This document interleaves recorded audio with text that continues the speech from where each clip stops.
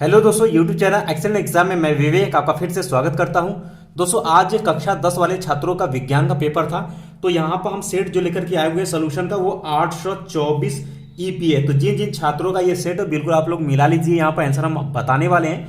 तो वीडियो शुरू करने से पहले एक बार आप सभी इस वीडियो को लाइक कर दीजिएगा और सभी स्टूडेंट जो है इस वीडियो को शेयर कर दीजिए। चैनल पहली बार चैनल को जरूर सब्सक्राइब कर लीजिएगा ताकि आने वाले समय की इंपॉर्टेंट क्लास की नोटिफिकेशन आपको मिलती रहे, ठीक है। और साथ में जो बच्चे अभी तक हमारे टेलीग्राम और व्हाट्सएप ग्रुप से नहीं जुड़े हुए हैं, इस वीडियो के डिस्क्रिप्शन बॉक्स में लिंक दिया गया, आप लोग जुड़ जाइएगा।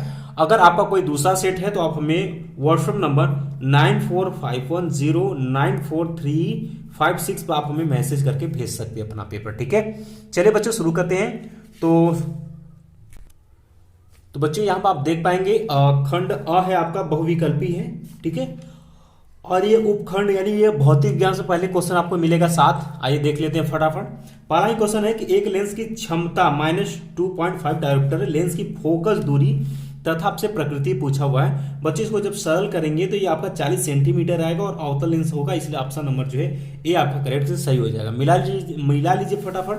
इसके बाद दोस्तों अगला है कि यदि विद्युत शक्ति P तथा प्रतिरोध R से व्यक्त होता है तब विद्युत धारा व्यक्त होती है। तो इसका जो सही आंसर है वो दोस्तों आपका फार्मूला जो आएगा option number D, under root में P/R हो जाएगा, ठीक है। चलिए आगे बढ़ते हैं बच्चों। अगला है आपका प्रकाश की चाल माध्यम 1 व माध्यम 2 में क्रमशः जो है V1 व V2 हो तो माध्यम 1 का अपवर्तनांक माध्यम 2 के सापेक्ष कितना होगा, तो V2/V1 होगा। बी ऑप्शन आपका करेक्ट सही हो जाएगा, ठीक है। फटाफट आप सभी मिलाते चलिए आगे बढ़ते हैं। अगला क्वेश्चन है कि इनमें से कौन सा कथन असत्य, आपसे असत्य बिल्कुल पूछा हुआ है कि यहाँ पर कौन सा गलत है या ये आप हमें बताइए, ठीक है। तो बच्चों यहाँ ध्यान सुनिएगा, ठीक है। तो ध्यान सुनिएगा, यहां पर हमसे असत्य पूछा हुआ है, ठीक है। पहला पॉइंट कहता है कि चुंबकीय क्षेत्र रेखाएं जो हैं वो चुंबक उत्तरी ध्रुव से प्रकट होती हैं, बिल्कुल बात सही है। बी पॉइंट कहता है कि चुंबकीय क्षेत्र रेखाएं जो है चुंबक के भीतर जो है दक्षिण से जो है उत्तर की ओर होती है, ये भी बात सही है। तीसरा पॉइंट सी कहता है कि चुंबकीय क्षेत्र रेखाएं जो है परस्पर एक दूसरे को प्रतिच्छेद करती है, ये वाला ऑप्शन बिल्कुल गलत है, ठीक है। यानी दोस्तों चुंबकीय क्षेत्र रेखाएं जो होती है वो एक दूसरे को काटती नहीं है, समान दूरी पर क्या होती है वो अपना जाती हैं, ठीक है। तो ये वाला ऑप्शन आपका गलत है। तो गलत पूछा हुआ, चुंबकीय क्षेत्र रेखाएं बंद वक्र की होती है, बिल्कुल सही बात है। ये वाला ऑप्शन जो है आपका सही हो जाएगा, ये गलत असत्य पूछा हुआ, तीसरा ऑप्शन नंबर सी सही होगा, ठीक है। चलिए आगे बढ़ते हैं दोस्तों। क्वेश्चन नंबर 5 है कि इनमें से किस दर्पण का दृष्टि क्षेत्र अधिकतम होता है, ठीक है। इनमें से किस दर्पण की दृष्टि क्षेत्र अधिकतम होता है, तो बच्चों इसका सही आंसर हो जाएगा आपका उत्तल दर्पण, ये ऑप्शन आपका सही हो जाएगा। क्योंकि आप जो है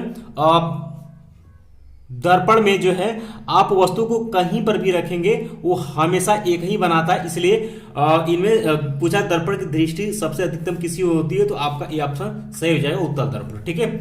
तो और इसके बाद दोस्तों क्वेश्चन नंबर जो 6 है कि R व 2R ओम के प्रतिरोध को श्रेणी क्रम में जोड़ने पर कुल प्रतिरोध R1 तथा समांतर क्रम में जोड़ने पर R2 हो, तब आपसे पूछा कि क्या इसमें सही होगा।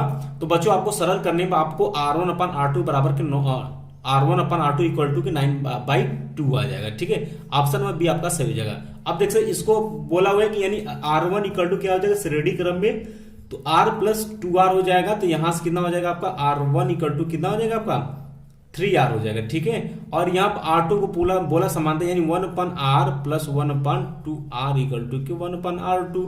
अब इसको सरल करेंगे दोस्तों, तो यहां से जो आएगा आपका R2 इक्वल टू आपका आ जाएगा यहां से 2R/3। अब यहां से R1/R2 का मान निकाल लेते हैं, तो R1/R2 जब करेंगे तो क्या आ जाएगा 3R क्या आ जाएगा आपका 2R/3 और ये 3 ऊपर चला R से कैंसिल हो जाएगा। तो यहां से R1/R2 इक्वल टू के 3/2 सॉरी 3 3 का 9/2 आ जाएगा, इसलिए ऑप्शन नंबर बी आपका करेक्ट सही हो जाएगा, ठीक है। चलिए आगे बढ़ते हैं। अगला है आपका कि धारावाही वृत्ताकार कुंडली में फेरों की संख्या n गुना बढ़ाने पर कुंडली के केंद्र पर चुंबकीय क्षेत्र n गुना बढ़ता है या n गुना घटता है या n² बढ़ता है या अपरिवर्तित रहता है। तो यहाँ पर ऑप्शन नंबर ए आपका सही हो जाएगा, ठीक है।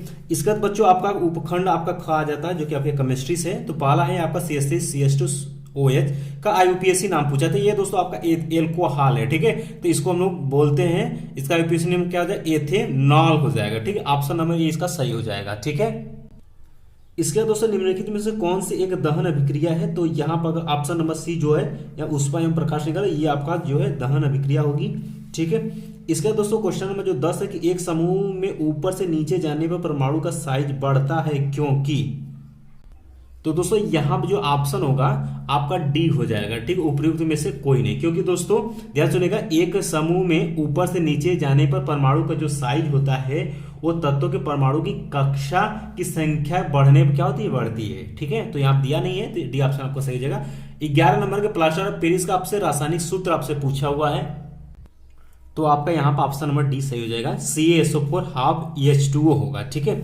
और यहाँ पर शुद्ध जल का pH मान पूछा था 7 होगा, ये आपके 2019 में क्वेश्चन आया था, 20 में भी आया था और 22 में भी आया था, अब ये देख सकते हैं 23 में भी आ गया, ठीक है। एल्डिहाइड में प्रयाकात्मक समूह पूछा, यानी कि क्रियात्मक समूह वही पूछा, इसका प्रयाकात्मक समूह क्या होगा।